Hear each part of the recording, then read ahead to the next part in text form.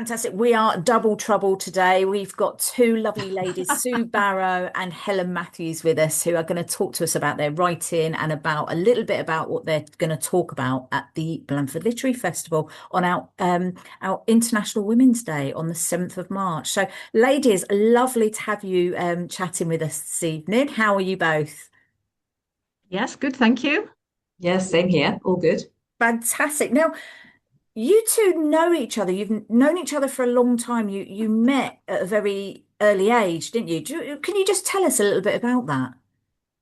Do you want to start, Um, Helen? shall I? I'll start. Yeah, okay. Well, we haven't seen each other for a very long time, but we were actually friends in primary school, and then we went to the same grammar school, and again we were friends and in the same classes for some of the time. And then somehow, I think when we went to university, we went our separate ways, and as you know, you lose touch with Mm. lots of people that you've known. And although Sue has never moved from where we originally lived, well, I think may have moved and moved back. I've lived, I've lived in Liverpool, in London, been overseas, and I now live in Hampshire. So we got back together by a sort of fluke of good fortune, really, which we're going to reveal at the festival. We're not going to talk Ah, about it today. right. Okay, that sounds. Now, you Yeah. say you were in some of the same classes. Mm. So, Sue, were you in English class together? Did you both have a love of writing from an early age, or not? Is it something Gosh, that's grown? going back a long way. Well, I certainly had a love of writing. I mean, I think I was what you might call a childhood scribbler. I always had a little notebook on me. And I remember the first time my parents took us to London, and I was about 11. I certainly hadn't started at high school. And I just, those little Sylvine notebooks you could get Oh, with the sort of yeah.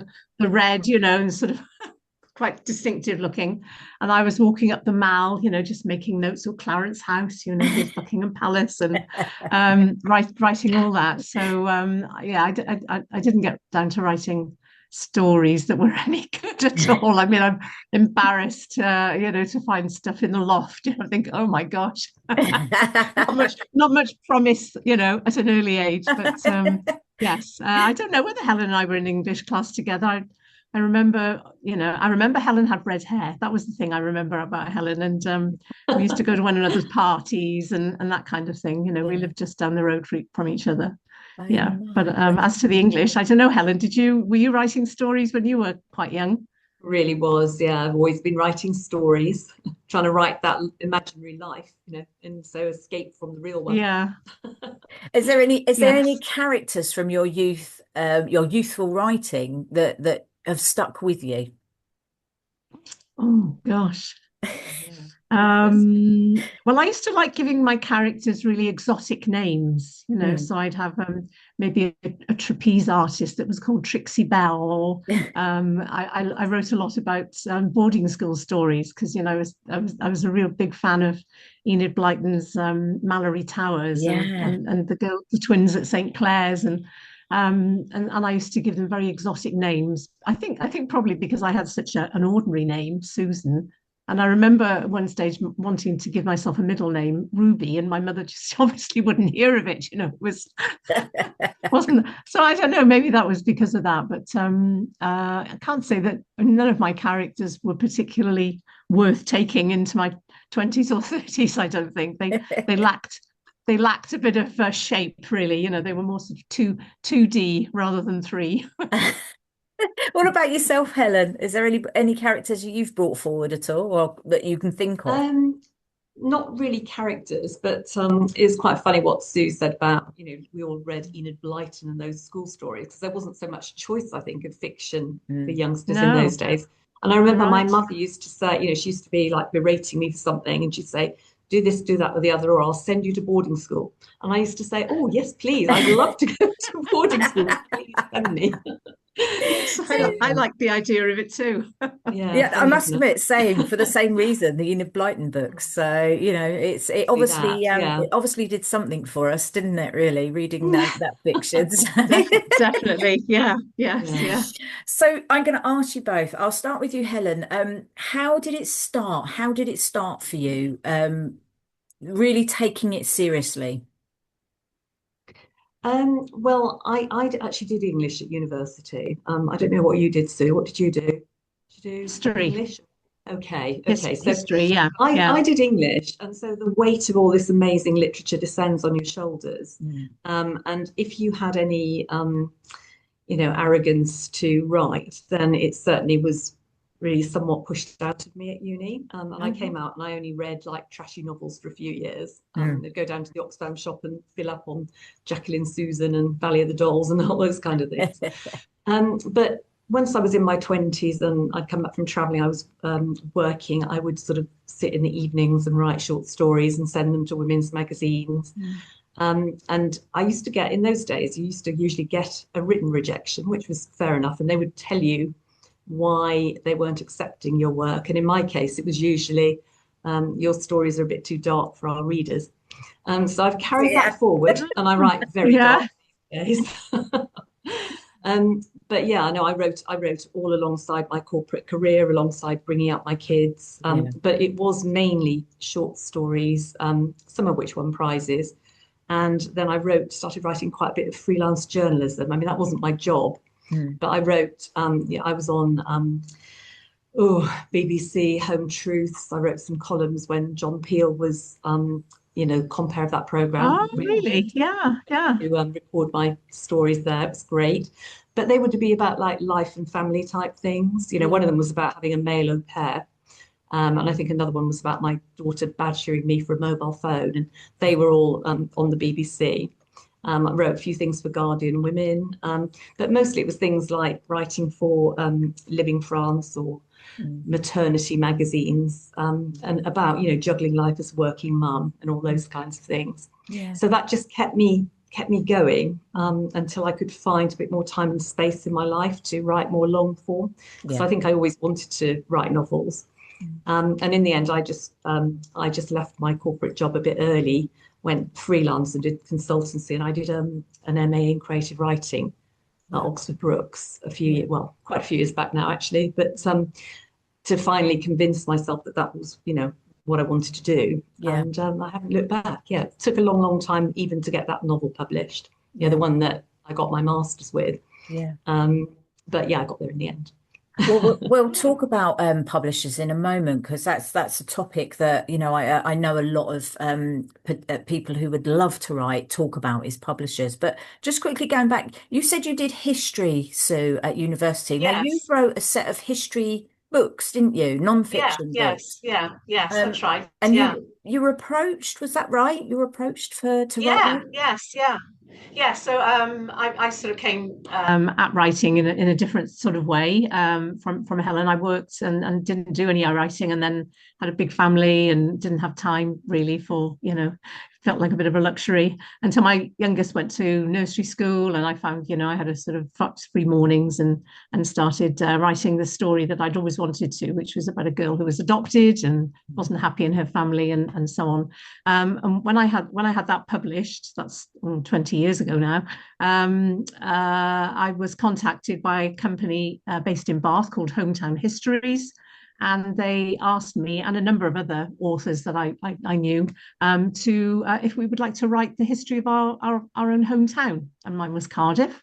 And because I'd done history in college, and I still absolutely love history, I said, well, yes, I couldn't believe my luck, really, that they were actually asking me to write this book. So I accepted that. And then when they rang me a week or so later and rather naively asked, is Cardiff anywhere near the Welsh Valleys? I mean, it is pretty much, a matter of miles, just a few miles. I said, well, yes, it is. Well, would you like to write that one as well? So cut a long story short, I absolutely loved researching these books, and they were a joy to write and really nice people to work with, and some very talented people. I just did the text. I mean, I can't draw to save my life, so somebody else did the lovely little cartoon pictures, and lots of historical artifacts were included, which I contributed to as well. So those came out in 2010. Yeah. And in fact, they've been my best sellers. but not that that's made much difference to my bank account, I have to say. But they have been very well used in libraries and in Yeah. schools, Yeah. and still are. So it's really pleasing to see that. I can go into my local library and it's still there, because of course history doesn't it No, doesn't date. So it doesn't. It um, doesn't. Thankfully. Yeah, absolutely. yeah. But So but that was you've sorry, you've gone. you've both touched on publishers. Obviously, you were contacted, Sue, and obviously Helen, you've just recently signed for a new publisher as well, haven't you? Talk a Yeah. little bit around the whole publishing process, because there's so many different routes to go down. What have you found as a positive in the way that you've gone about publishing your books? I don't know who Do wants to you want me start. to go Yeah, first go on then, or? Helen. You go first. Okay. Well, I think possibly because I've done the MA, they're a little bit rarefied in where they're telling you to aim for. Mm. And possibly, no disrespect, but I think they probably wanted their authors to be aiming for literary fiction and prizes and stuff. I mean, I do remember on the course, I can hardly remember crime fiction even being mentioned. Mm. We did have some opportunities. We did like a showcase at the end in a theatre in Oxford, and we saw a lot of Philip Pullman actually when we were on the course, Yeah. because he lived in Oxford, and I think Wow. he still does. He used to come along quite often, and he hosted this, and I was lucky to be one of the authors that was chosen to present. But all the time there was this feeling that if you weren't writing something that was very literary, Mm. perhaps it wasn't so important.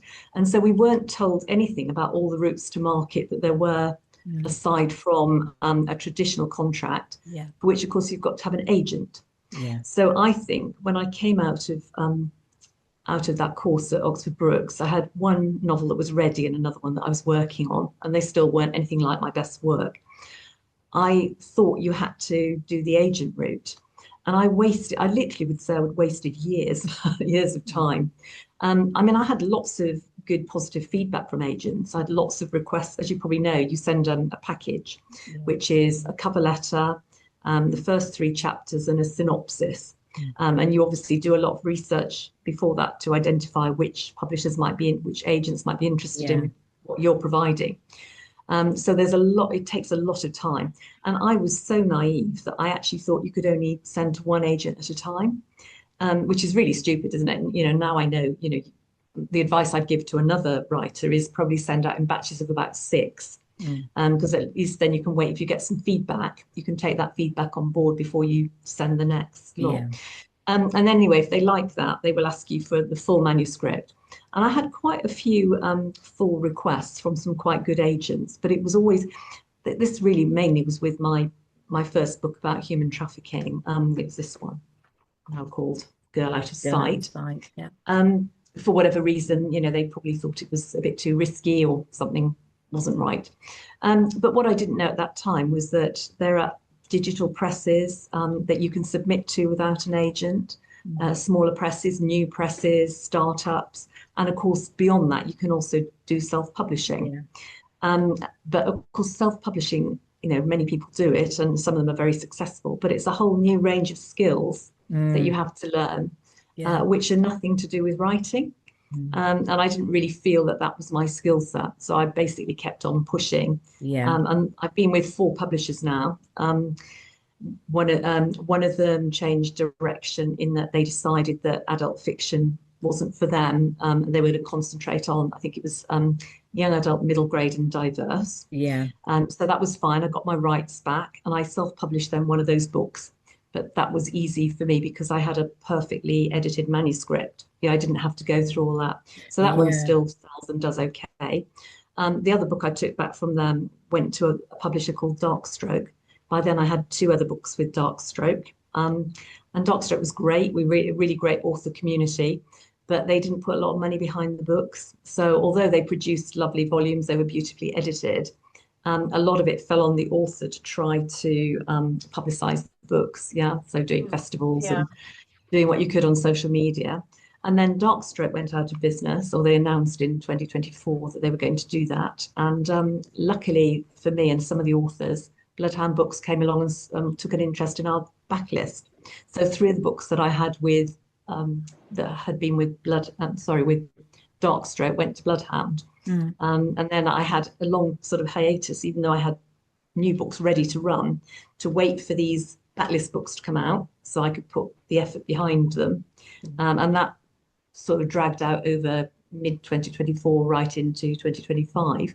So by the time I was looking for another publisher to take my latest book, yeah, another sort of couple of years had gone, and I felt like I hadn't had a new book out for ages. So I'd had Yeah.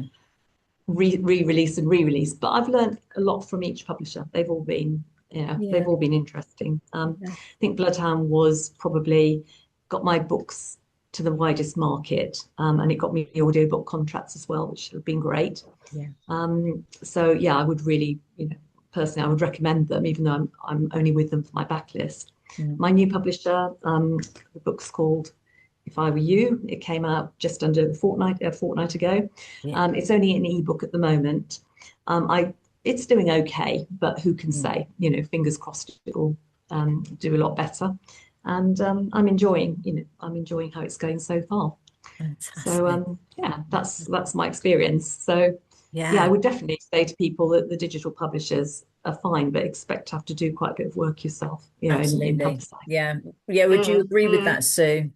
Oh, definitely. Yes. I mean, my first book was Keeping Secrets, that the adoption story that I mentioned just now. Mm. And that was with a book publisher in Wales. And they published a lot of stuff in Welsh, but they did actually have a press called Pont, which was for English writers, but writing a story with a Welsh background, which is Yeah. what my story was. So, and then with Hometown Histories, no, I think they had quite a good, publish marketing Yeah. approach. They just didn't pay their authors very much.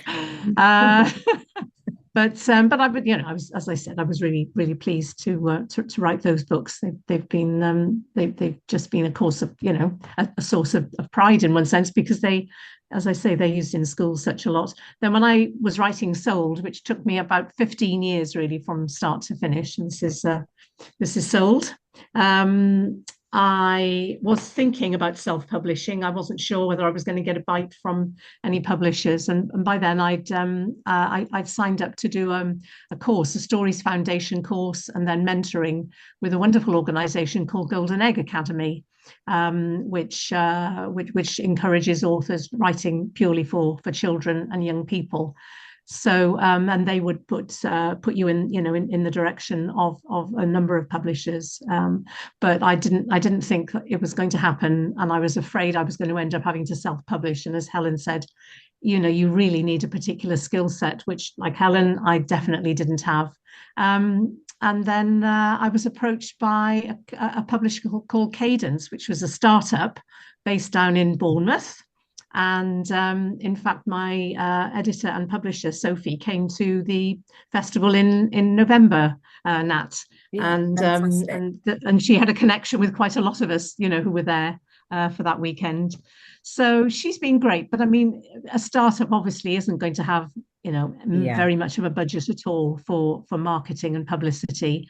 And as Helen rightly says, and I think this is the case more and more, though, even with some of the bigger publishers, that you really do have to put quite a lot of effort into publicizing yourself. So, I've tried to do that locally. A couple of little local bookshops have got my book, but not selling in massive quantities. And yes, I've done talks in schools, not so much now, but it's a hard road, actually. I think, because when you know that you've written a book that is actually being, well received. I mean, I think I mentioned before, I had a really good review in The Guardian 2 years ago, and then my book was accepted for the Empathy Lab collection in 2024. So, it wasn't that I feel, oh, well, it's, probably not quite up to, the standard sort of thing. It's, it does feel a bit galling at times, but Mm.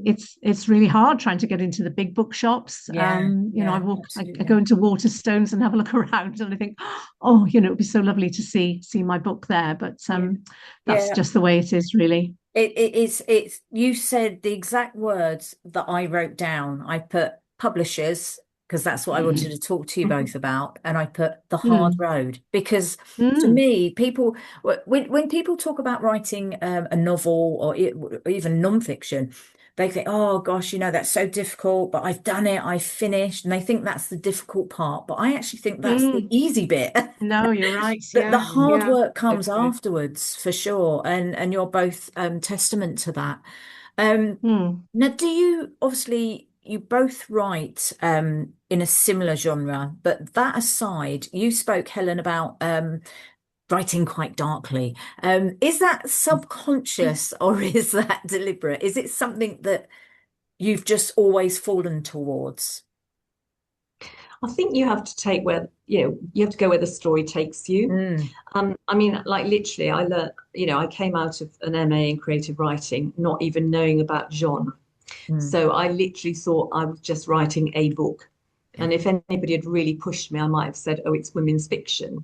mm, But once I learned about genre, I mean, I learned that, for example, crime is an enormous genre, and my books do fit in it, yeah, but they are more like psychological thrillers or psychological suspense, sometimes domestic suspense, depending on because I don't always write about trafficking. I've just happened to have been interested and written about it a couple of times. mm, So first of all, you've got to really nail, where your book sits, yeah. and then I think you can.